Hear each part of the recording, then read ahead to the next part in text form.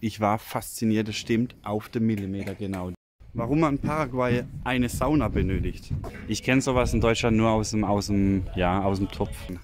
Genießt es gerade richtig. Familiar se le dice porque sale mucho hijo. Sie, jetzt haben wir gerade heute besprochen, wo was hinkommt. Also da kommen die zwei Lichter hin, LED. In der Mitte kommt noch ein Wasserfall hin. Yay!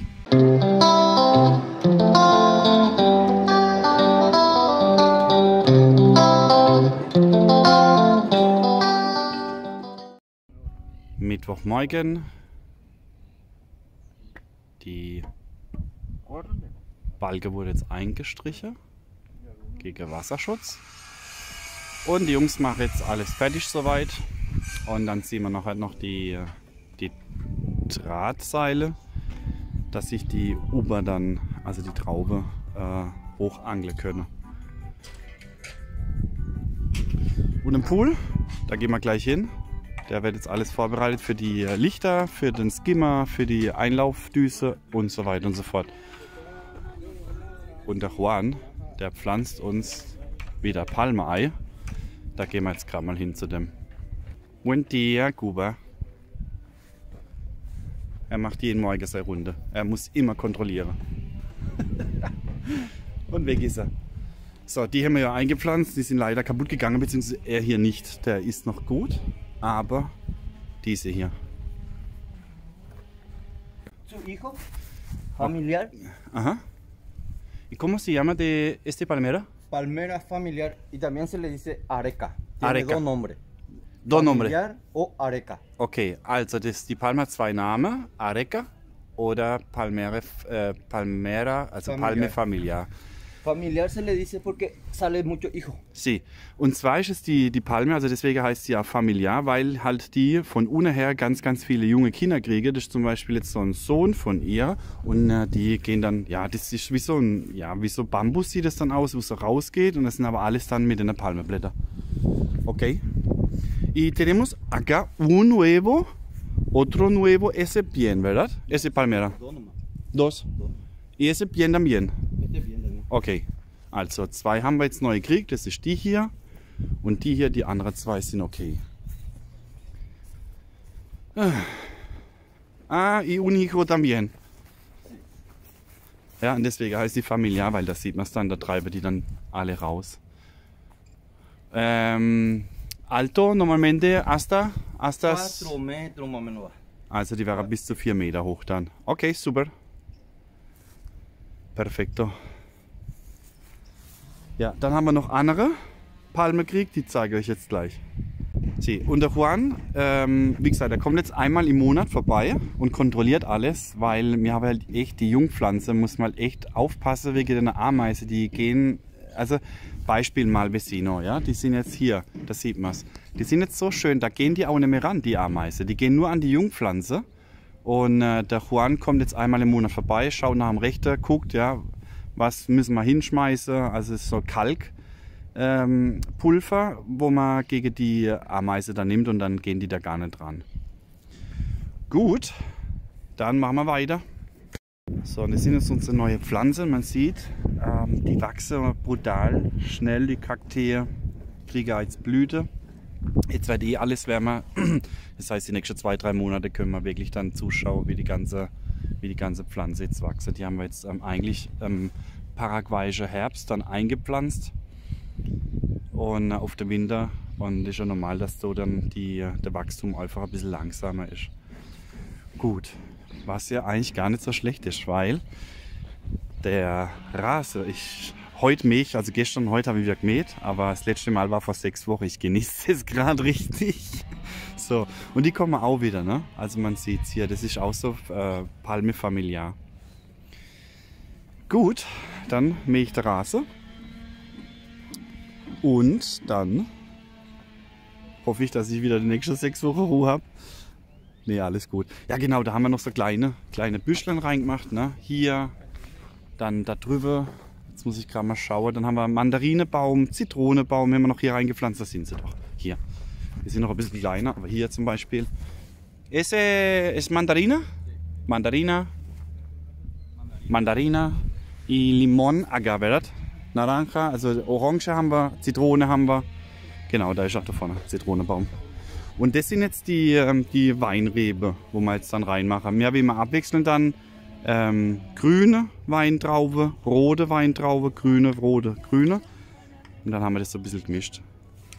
Für einen Wein wird es nicht ausreichen. Aber zum Essen und einfach als Schadespender und Sichtschutz ist es toll. Gut, aber jetzt gehen wir rüber zum Pool.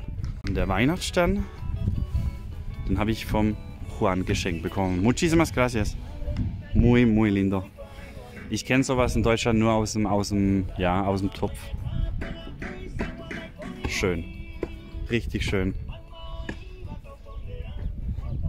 So, gehen wir jetzt rüber. Der Ricardo ist der Bauleiter für den ganzen Pool und wird jetzt gerade die Einschaltung für die Treppe. So, und dahinter liegt das Skimmer. Jetzt haben wir gerade heute Morgen besprochen, wo was hinkommt. Also da kommen die zwei Lichter hin, LED. In der Mitte kommt noch ein Wasserfall hin. Hinter kommt das Skimmer hin, da zum Saubermachen. Und hier kommt die Einlaufdüse hin.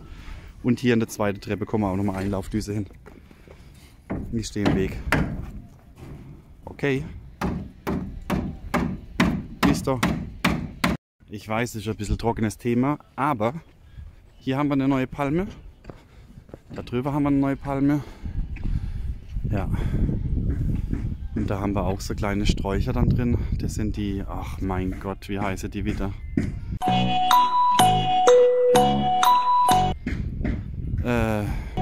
Lavendel, danke. Yay! Ich bin zwar alt, aber ich weiß es noch. So, und hier machen wir dann einen Verteiler, der ist kaputt gegangen, Wasserzuleitung wurde leider beschädigt. Da kommt jetzt ein Verteiler rein, das heißt das Wasser. Legen wir geradeaus weg, dann nach links zum Pool, zur Dusche und dann später zur Sauna. Und viele fragen, warum man in Paraguay eine Sauna benötigt. So. Warum benötigt man in Paraguay eine Sauna? Einmal ist es gut für die Gesundheit, finde ich. Und wenn ich überlege, vor 2 Jahren oder vor 3 Jahren, nee, vor 2 Jahren war das so, da haben wir echt einen kalten Winter gehabt, da war mein Geburtstag im März, haben wir dann bis März bis September richtig kalt gehabt. Und ab und zu, ja, wir sind mittlerweile echt an das Klima gewöhnt, das heißt, wir frieren auch schnell, das heißt, wenn es dann hier 16, 15 Grad hat, dann frieren wir halt. In Deutschland rennt man dann mit dem T-Shirt rum. Oder hockt sich aufs Bike, so war es bei mir damals auf jeden Fall. Ja, wir frieren und ja, kleine Sauna für 4 Personen bauen wir selber. Und dann mit Blick halt Richtung Posadas, mit verspiegelt dann noch einmal. Das heißt, dass niemand reinschauen kann. Und es gibt dann auch nochmal ein Projekt mit einem tollen Holzofen dann drin. Na, kicken wir mal. Aber jetzt geht's auf der Traktor-Sito. Yay! Wollen wir auf der Traktor-Sito gehen? Da haben wir nochmal einen Elefantenfuß eingepflanzt. Auch in Deutschland immer, kenne ich nur aus dem Topf. Hier haben wir ganz tolle Pflanze, kriegt riesige Blätter, also es sind so Halbschattengewächse, deswegen sind die jetzt hier im Schatten. Das hier auch. Und dann haben wir hier nochmal 2 Palmen reingemacht. Dann zum Eingang, ich drehe mich gerade mal anders rum. Das sind die Real, Palme Real. Das sind die typisch paraguayische Palme. Das heißt, die kriegen ja unten so ein richtiger, ja, wie so eine Art Elefantenfuß auch und dann gehen sie ziemlich hoch. Und das sind jetzt andere Rasse, wie man die in der Ding haben, in der Straße. Das sind ja die kubanische Königspalme. Und das sind dann die Real, die haben wir jetzt auch hier im Resort dann verteilt. So, das heißt, hier sind wir fertig, da sind wir fertig, das lassen wir jetzt erstmal wachsen. Auch im Resort sind wir jetzt soweit fertig. Mit der Pflanze, das lassen wir jetzt erstmal wachsen, weil wir brauchen ja, wie schon mal in anderen Videos erwähnt, Schatten für die Blüten. Also das heißt, wir wollen ja viel, dass es noch reingeht in den Garten, in den tropischen Garten mit Blüte, um eben Kolibris dann nochmal anzulocken und andere Vögel. Und da muss man jetzt einfach warten bis, ja, 2 Jahre, bis mehr Schatten da ist und dann können wir sie einpflanzen. Gut, dann haben wir beschlossen, machen wir hier noch an der Feuerstelle eine ganz tolle, ja, so eine tolle Feuerstelle. Da kann ich euch gerade mal ein Bild einblenden, wie wir uns das vorstellen. Das wird da noch gemacht. Ansonsten haben wir noch Arbeit da. Das heißt, hier kommt noch mal ein Kincho hin. Hier wird noch mal ein Pool gebaut irgendwann. Ja, und dann wird das Ganze noch eingezäumt.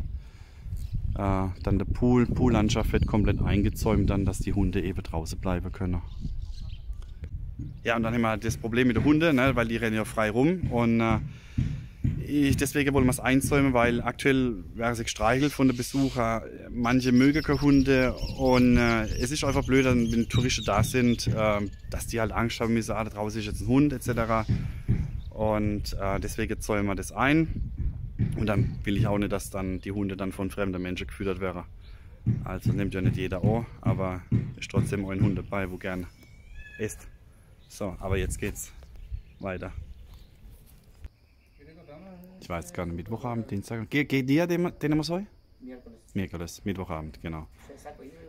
Wir haben jetzt ausgemessen, auf den Millimeter genau die Innenmaße. Also 5 Meter, 8 Meter lang.